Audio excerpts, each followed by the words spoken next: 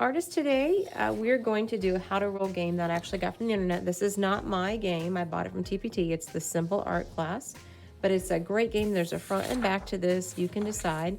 Now, these are my dice. The rule with the dice is don't steal or damage them, please. Don't throw them. If you, just like any supply I have, you abuse it and you lose it and you won't get to have the dice. So you'll each have a scrap piece of paper or maybe a white piece of paper if I have some blank ones for you to do today. And you can use, my rule is you can use a pen, but you cannot change it if you have a pen. So you can use a pencil or a pen. I'm going to actually use a pencil.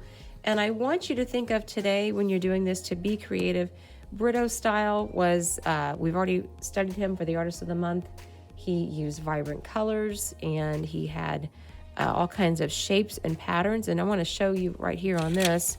It says your choice, but when I do games, remember, if you want to roll a little magic, if you roll a 1 and you really don't like the 1, and look, you magically roll a number 5, then you can draw that. And another thing when we use these, I like to use these to inspire you, because sometimes you have a hard time and you get stuck when we do a project. You do not have to do what's on here, and you can decide on your own. So I want you to start with one giant heart anywhere on your paper. Start with a giant heart. I'm going to show you how to draw a heart in case you are not sure. It actually, if you take your finger and you put it on the side of your ear, that's the half of the heart, okay? Meaning goes around your ear, that's the shape. So you can start at the top and draw this lightly, and then it curves around and comes back down. And this point, you want it to line up with the point up above, and it will be symmetrical, and you want it to basically look like the same thing on the other side. So let me zoom in here so you can see a little better. And then I finished drawing my heart. Now, after you draw your Britto heart, add any detail you want with the games. And so, like I said, if I rolled a 1, then I would do the image that's on here, or I could do the other side. Another thing that he did with his art is he would divide it into sections. So I want you to think of dividing your heart into sections, having your background be into different sections, curvy, wavy lines.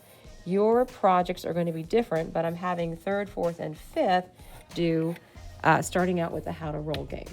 So then I would do here, let's do the example. I have a number 1. Maybe I want the circles to come in here. Maybe I want to have the circles to come over here. Then I roll and get, for my second roll, I get a number 4. So then I come here and it says my choice. Now he's also, something I want, this is good that it's my choice. He is known for putting letters into his artwork, actually his initials, and he used a lot of cursive.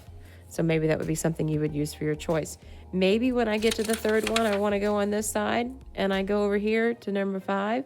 Oh, I like that. And his is about patterns and positive art. So I've got just a line with a circle, line with a circle, line with a circle, and fill your whole thing up, artist, and enjoy. And then we'll be sharing these as a class, I mean.